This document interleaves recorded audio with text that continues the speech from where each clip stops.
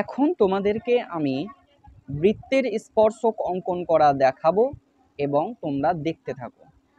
আর অবশ্যই ভিডিওটি ভালো লেগে থাকলে লাইক করবা। তো বৃত্তের স্পর্শক, বেশি কথা না বলে আমি বৃত্তের স্পর্শক অঙ্কন করা দেখাচ্ছি, তোমরা দেখো। তো প্রথমেই দেখো কোষে দেখি 17-তে 1 নম্বর কোশ্চিনে বলেছে যে 3.2 সেন্টিমিটার দৈর্ঘ্যের ব্যাসার্ধ বিশিষ্ট একটি বৃত্ত অঙ্কন করি। তাহলে এই স্কেলটা প্রথমে ধরবো, ধরে 3.2 মানে এখান থেকে 1 2 3, 3-এর পরে এই যে দেখো ছোট ছোট দাগগুলো আছে, দুটা দাগ নিয়ে নেব, 1 2 মানে এরকম ভাবে নিব। তো 3.2 নেব, 3.2, তো 3.2 নিলাম, 0 থেকে 3.2 নেওয়া হলো। এই মাপটা প্রথমত নিয়ে নিলাম 3.2 সেমি। এবার আমি পেন্সিল কম্পাসটা ধরবো, দিয়ে এই 3.2 এর মাপ করে বৃত্ত আঁকবো। ওইটাই তো বলেছে, তাই না?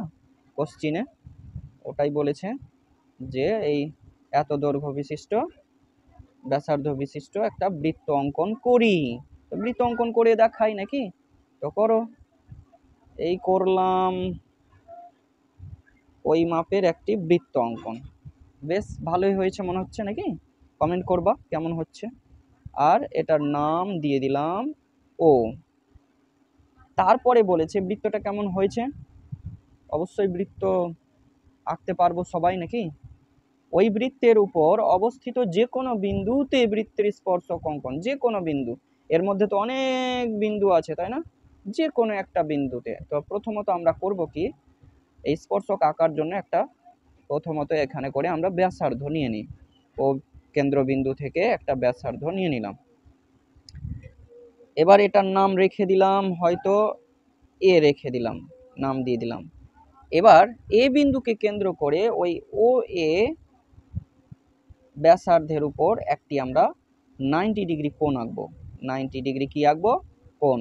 এর আগে বৃত্তের স্পর্শক সম্পর্কিত উপপাদ্য হয়েছে, তাতে কিন্তু মানে বলা হয়েছে যে স্পর্শকটা ব্যাসার্ধের উপর কি হয়, 90 ডিগ্রি, মানে ব্যাসার্ধটা স্পর্শকের উপর 90 ডিগ্রি কোণ, কিংবা বলা যায় যে স্পর্শকটা ব্যাসার্ধের উপর 90 ডিগ্রি কোণে থাকবে। তো চলো 90 ডিগ্রি কোণ আঁকবো একটা। তো 90 ডিগ্রি কোণ আঁকছি, ভালোভাবে দেখব। 90 ডিগ্রি কোণ আশা করি সবাই জানো নাকি? এই তো আমরা মানে যে কোনো মাপ নিলাম, ওই মাপই কিন্তু চালাচ্ছি, একটা মাপই, আর একটা মাপই চালাতে হবে, একটা মাপই নিতে হবে। এই বৃত্তচাপ আবার নিলাম, ওই মাপটাই থাকবে। এবারে এটাকে সমদ্বিখণ্ডিত করতে হয়, তো আমি মাপ সরালাম না, ওই একই মাপ দিয়েই চালাচ্ছি। একই মাপ মানে সমদ্বিখণ্ডিত করতে গেলে তো অর্ধেকের বেশি মাপ করেই করা যায়, তো এইটুকুটাকে আমি সমদ্বিখণ্ডিত করে দিলাম। ওই মাপটাই রেখেই করলাম, অসুবিধা নেই। আর একটু যদি কমিয়ে করতাম তবু অসুবিধা ছিল না। এবার যেটা পেলাম, এ বিন্দু থেকে টেনে দেব, এ বিন্দু থেকে মিলিয়ে বাড়িয়ে দেব। তো চলো এখানে করে এ বিন্দু থেকে মিলিয়ে বাড়িয়ে দিচ্ছি, এটার সঙ্গে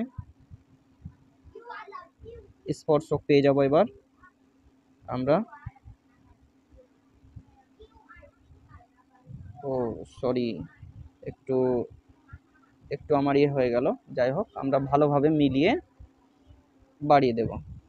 তো এইভাবে স্পর্শক করব। আর এটার নাম হয়তো দিয়ে দিলাম, কিছু মিছু দিয়ে দিলাম, হয়তো পিকিউ দিয়ে দিলাম, স্পর্শকটির নাম পিকিউ দিয়ে দিলাম। মানে এ বিন্দুতে পিকিউ হলো স্পর্শক। একটু সামান্য সরে গেছে, তো এটা সরাবে না, একদম ঠিকঠাক নিখুঁতভাবে আঁকবে। তো চলো, ভিডিওটি ভালো লেগে থাকলে অবশ্যই লাইক করো, কমেন্ট করতে ভুলবে না, আর শেয়ার করে দাও, বেশি বেশি অন্যকে দেখার সুযোগ করে দাও, অন্যরাও যাতে আঁকতে পারে এটা দেখে। তো চলো, বাই বাই, টাটা।